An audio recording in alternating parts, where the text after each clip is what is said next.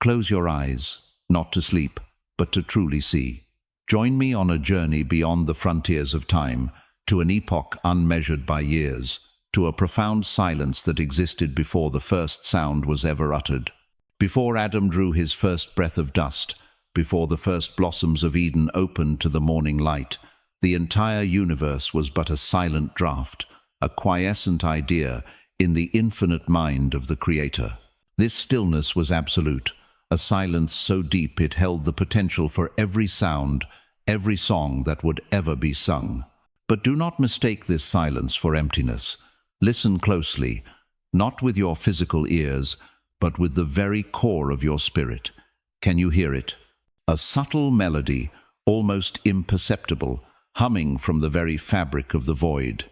It is the choir of unborn stars, the echo of pure light awaiting its release, the beating of a cosmic heart about to begin its journey. And there, within that silent yet potent symphony, they already were. They existed. The Holy Scriptures, in their preserved pages, call them by a reverent title, the Sons of God. But in the first, forgotten chapter of the cosmic annals, a chapter that was torn out and concealed, they bore another name, one that reflected their true nature and mission: the architects. They were not mere passive witnesses, not spectators in the front row of the cosmic theater. They were the artisans of creation, the master craftsmen entrusted with the monumental task of turning divine thought into tangible reality.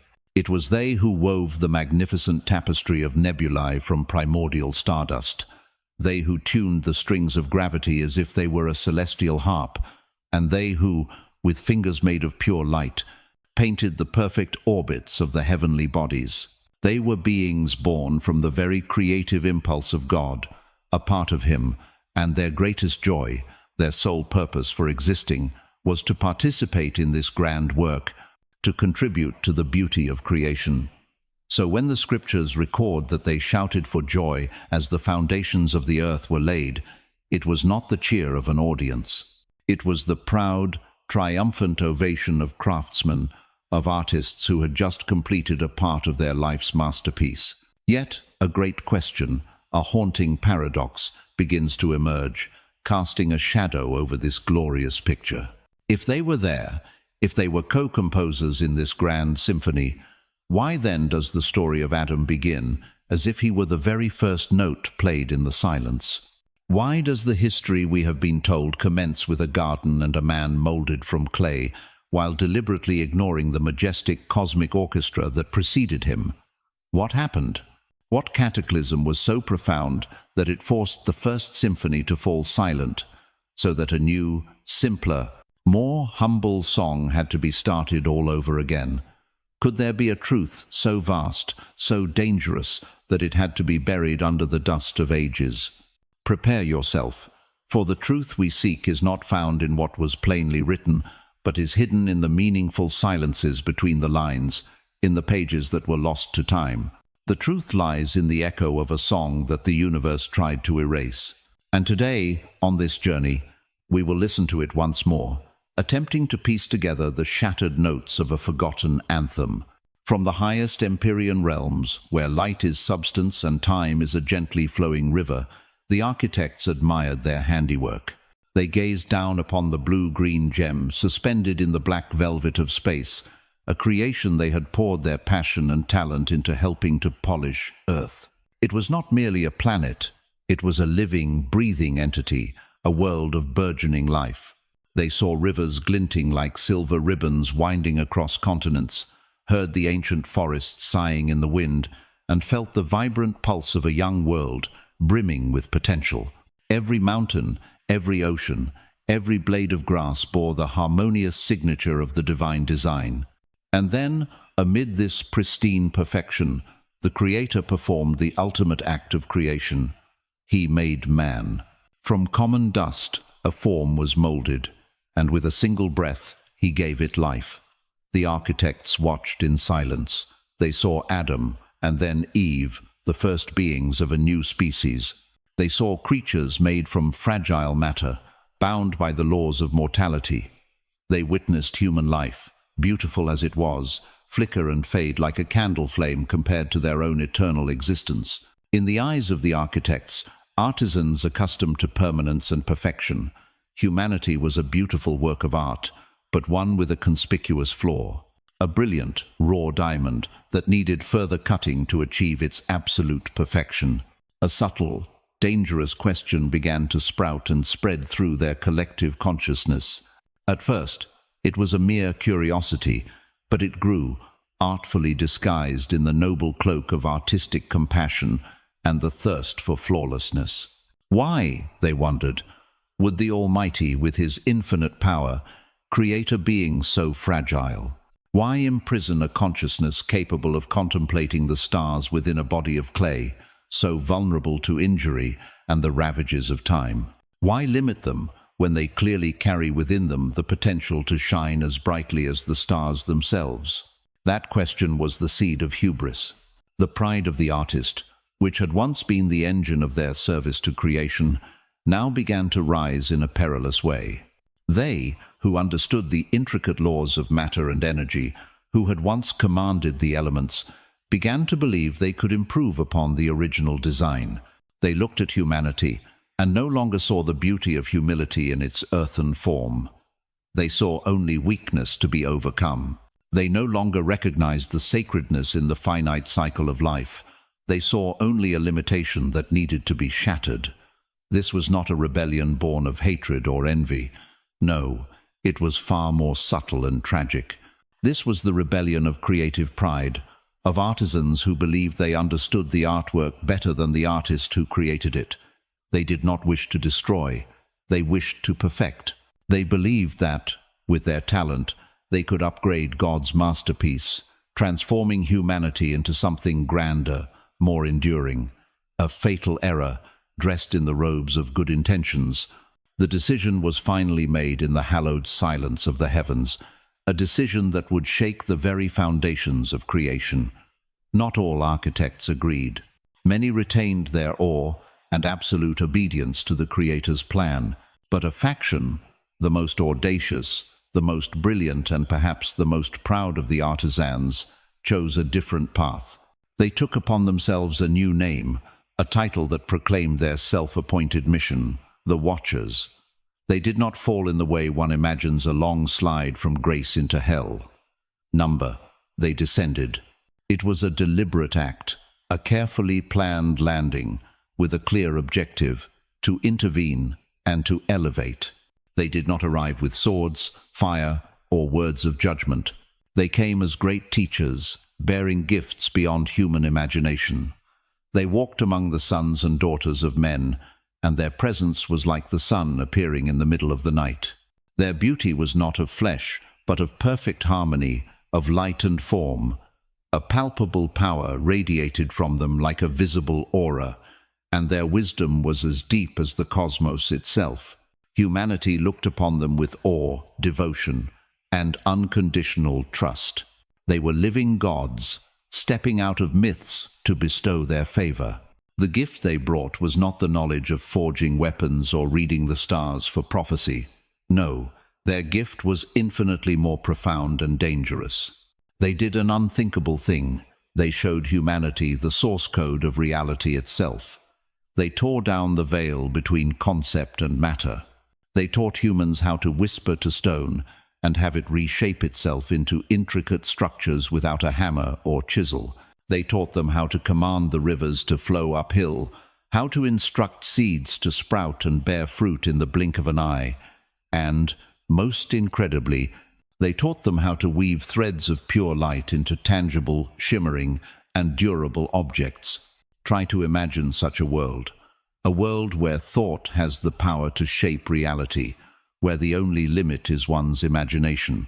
A world where you could build a magnificent castle by singing a song, where you could heal a wound simply by focusing your will. That was the gift the Watchers bestowed upon humanity. In their proud innocence, they believed they were performing a great upgrade, liberating humanity from the confines of its physical body and bringing it closer to a divine nature. They had handed the keys to the universe's central control room to toddlers, but they forgot a fundamental rule, a truth obscured by their hubris. A great starship requires a wise and experienced captain, and humanity, though now gifted with power, had a soul that was only just learning how to walk on the earth. They had given power without the wisdom to wield it.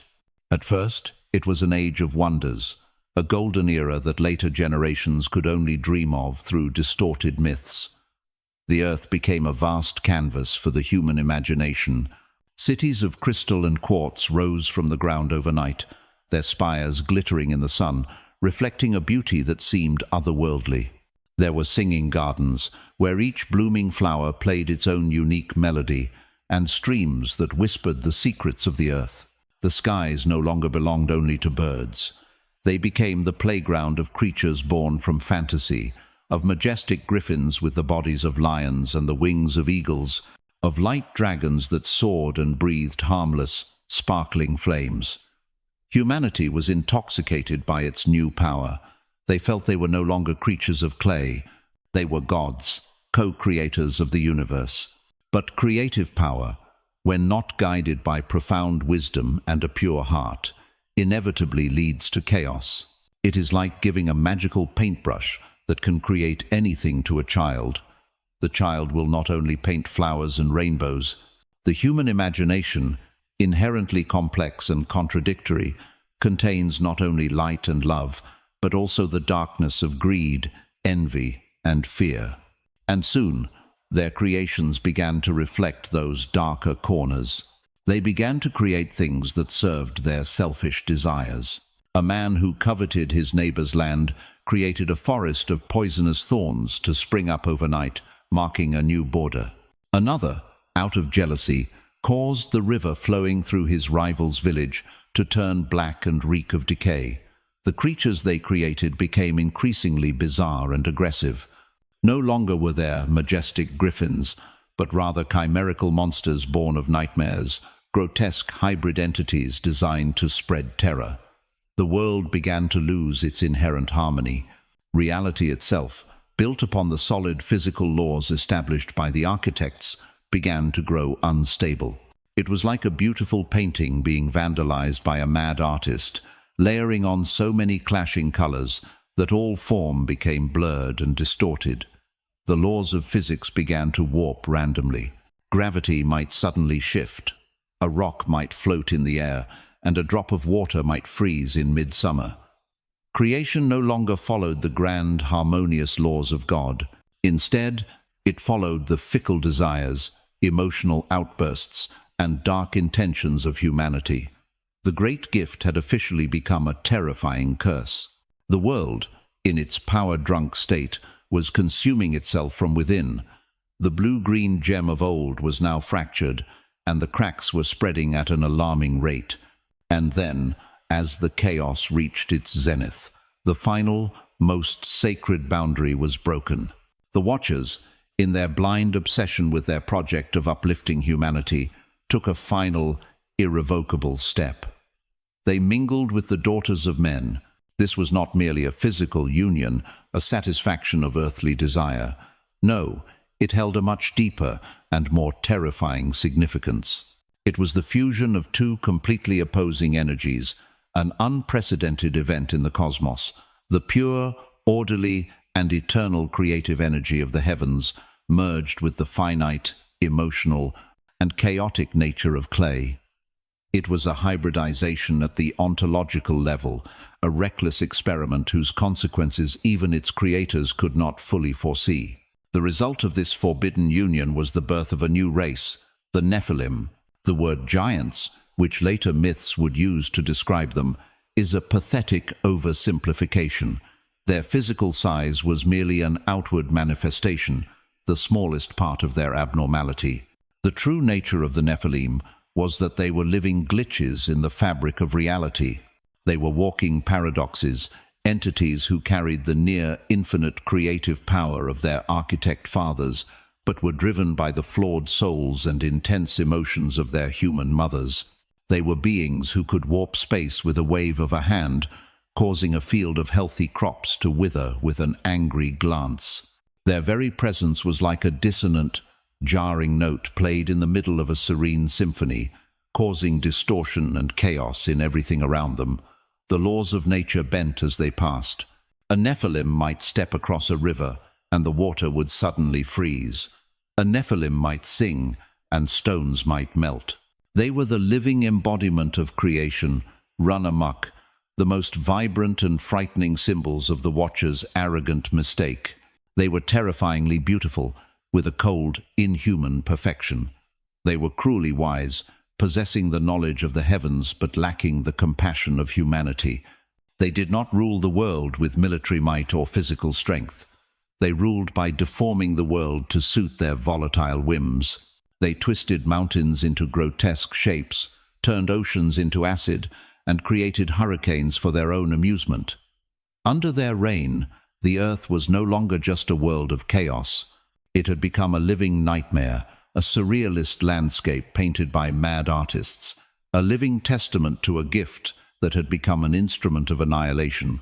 Their birth was the point of no return, the end of the Age of Wonders, and the beginning of the final judgment. The chaos on earth, now personified by the Nephilim, was no longer a local problem, a tragedy confined to a single planet. It had metastasized into a cosmic malignancy. Imagine the whole of creation as a placid lake where every galaxy, every star, is part of a harmonious stillness. The events on Earth were like a colossal boulder hurled into the very center of that lake, creating waves of disturbance that propagated at the speed of light, reaching even the most distant celestial realms. The Song of Earth, once a warm, vibrant bass note in the grand symphony of the universe, had now become a dissonant, ear-splitting shriek of chaos and pain. The fundamental laws of the cosmos, the physical constants that the architects themselves had so carefully calibrated, began to tremble. The delicate balance between matter and energy, between space and time, was being threatened. Far away, astronomers of other races, if they existed, might have observed strange phenomena. Stars seemed to wander from their appointed orbits, nebulae abruptly changed color, and the very flow of time itself seemed to speed up and slow down unpredictably. The perfect harmony that God had established at the dawn of creation was being polluted, contaminated by the decay emanating from one small planet where his most gifted children had made an unforgivable error. His great work of art, the entire universe, was now in danger of being ruined by the very same master artisans who had helped to create its beauty. The Watcher's intervention had not only harmed humanity, it was wounding the very fabric of reality. This was no longer a story of human sin or angelic fall. This was a crisis on a cosmic scale. Reality, like a cloth stretched too taut, was beginning to tear itself apart. If this contagion was not stopped decisively and immediately, the rot originating from Earth would continue to spread like a cancer, and the entire edifice of creation, from the smallest dust mote to the largest galaxy, could collapse back into the void, returning to the empty silence that preceded the first dawn. Everything was on the brink of annihilation. It was time for an intervention of the highest order.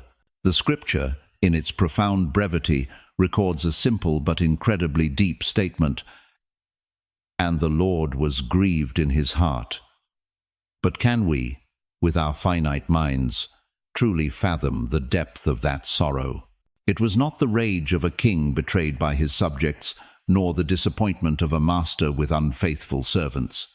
No, the pain was far more primal and profound.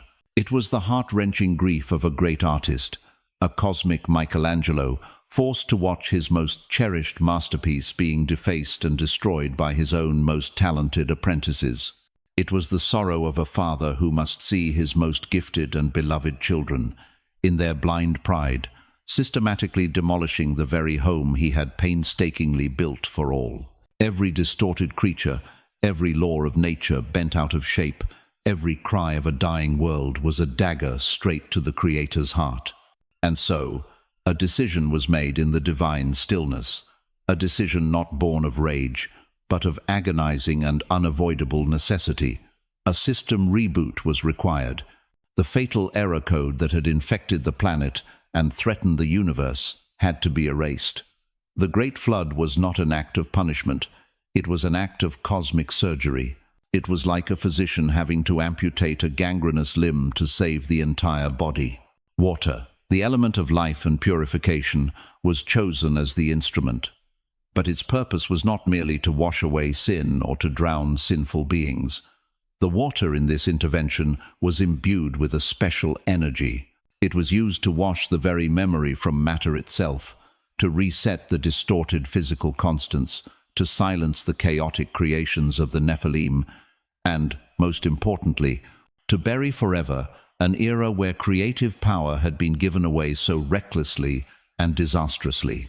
It was an act of preservation, a final, desperate attempt to save the integrity of the entire system by sacrificing a part that had become incurably corrupt. The surface of the planet was wiped clean, not just of living creatures, but of a forbidden chapter of history. The world was returned to its factory settings, ready for a new beginning, a new song, more humble and more cautious. As the floodwaters receded, leaving behind a silent and cleansed world, a question still hung in the heavens. What was to be done with the instigators? What fate awaited the watchers, the fallen architects? They were not destroyed. Annihilation would have been too easy a mercy.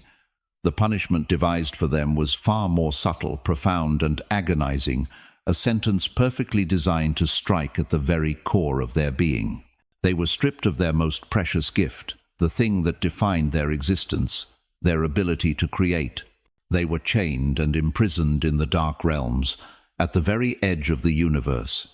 But their chains were not forged from metal or any physical substance. They were woven from silence and impotence.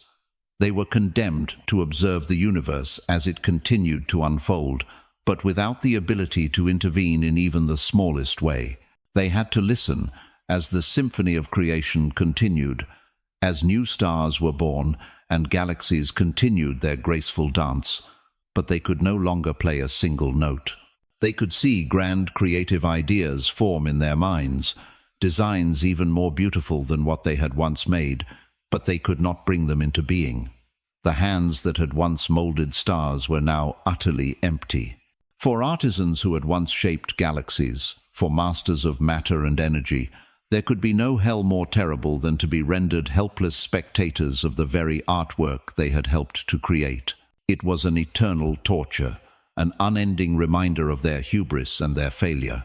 Every moment, they had to confront the stark contrast between the infinite power they once wielded and the absolute impotence they now endured.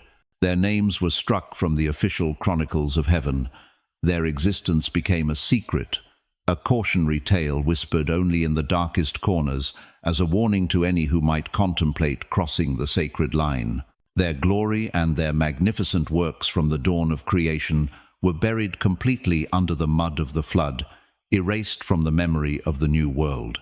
But one crucial question, one simmering fear remained, even in the silence of their prison of light. Could their legacy truly be erased completely? Can a gift once given ever be fully reclaimed? Or did it still exist somewhere, in another form, waiting for its time to rise again? The earth was cleansed. A new world, silent and humble, rose from the waters.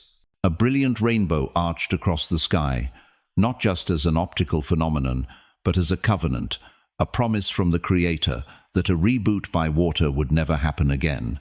A new world began from a single family, chosen for their righteousness. A new Adam, Noah, and his family stepped out of the ark onto a clean world, a blank slate. The history that we know, the story of civilizations, empires, and religions, begins here, from this moment. The era of the architects and their chaotic creations seem to have been completely erased, nothing more than a fever dream of the past. But the laws of the universe are always more complex than we assume. Knowledge can be forgotten, crystal cities can be buried under thousands of feet of rock, and monstrous creatures can become extinct. But a seed, once planted in fertile soil, will find a way to survive and germinate, even if it must wait for millennia. The dangerous gift the Watchers had given to humanity, the ability to manipulate life and matter, at its most fundamental level, had not completely vanished in the Great Deluge. It could not be washed away, because it was not stored in books or monuments. It had been encoded deep within the very nature of humanity, becoming a dormant segment of source code, sleeping silently inside the double helix of the DNA of the survivors and all their descendants. That spark lay dormant for centuries, for millennia. It became a forgotten echo in the collective subconscious of humankind. Occasionally, it would resurface, weak and fragmented, in exceptional individuals. It was the sudden inspiration of geniuses like Leonardo da Vinci, who could sketch out machines centuries ahead of his time. It was the intuition of the alchemists, who believed they could transmute one metal into another. It was the talent of artists and composers who could create works that seemed otherworldly, symphonies that had the power to move the very soul of the cosmos. But the spark was too weak, too fragmented, and too isolated within individuals. It was not strong enough to cause chaos on a grand scale as it had before. It was merely a flickering candle in the darkness, a faint genetic memory of a great and lost power. It slept, and it waited. Until now. Now, open your eyes. Look at the world you live in, at this very moment. We are in a unique age, a time when humanity, after thousands of years of development, once again holds in its hands the very same creative power that our distant ancestors once possessed. But this time, it does not come in the form of magic or mystical whispers. It comes in the form of science and technology. We no longer use incantations to alter life. We use CRISPR to edit the genetic code, to rewrite the book of life itself according to our will. We do not whisper to stone to build. We program silicon, creating artificial brains capable of learning and thinking in ways that surpass our own. We do not weave light into objects. We build virtual worlds, digital universes so detailed they are becoming indistinguishable from reality. A terrifying and urgent question arises. Are we, in our scientific pride and our relentless drive for progress, unintentionally doing something we do not understand? Are we accidentally reigniting the dormant spark that has been sleeping in our DNA for all these generations? Are we reopening the very same Pandora's box that the Watchers so recklessly opened at the dawn of time? We hold the power to reshape life, to eliminate disease, but also potentially to create superhumans. We are creating new forms of consciousness in machines that we do not fully comprehend. We are bending the rules of reality by creating spaces where physics is no longer the limit. We stand at the pinnacle of power. But do we possess the wisdom and the humility to use it correctly? Or are we, just like our ancient ancestors, about to become intoxicated by our own abilities, led astray by greed, fear, and arrogance, and in doing so, create a new era of chaos, a collapse even worse than what came before the Great Flood? This time, there will be no flood to reboot the world for us. The story of the sons of God, of the fallen architects, is not an ancient tale belonging to the past. It is an urgent warning, a cosmic mirror held up to our generation. And when you look deep into that mirror, who do you see looking back? A creature of clay, small and finite, trying to live a good life? Or do you see the eyes of an architect beginning to awaken, with the spark of power starting to burn brightly within? The answer lies within you. This journey was not just to uncover the past, it is to understand the present and to shape the future. The next chapter of this grand story is not being written with ancient ink on parchment. It is being written by us with lines of code, with strands of genes, with the choices we make every single day. And only we can decide if it will be a chapter about the ascension of wisdom or the final chapter about the fall of pride.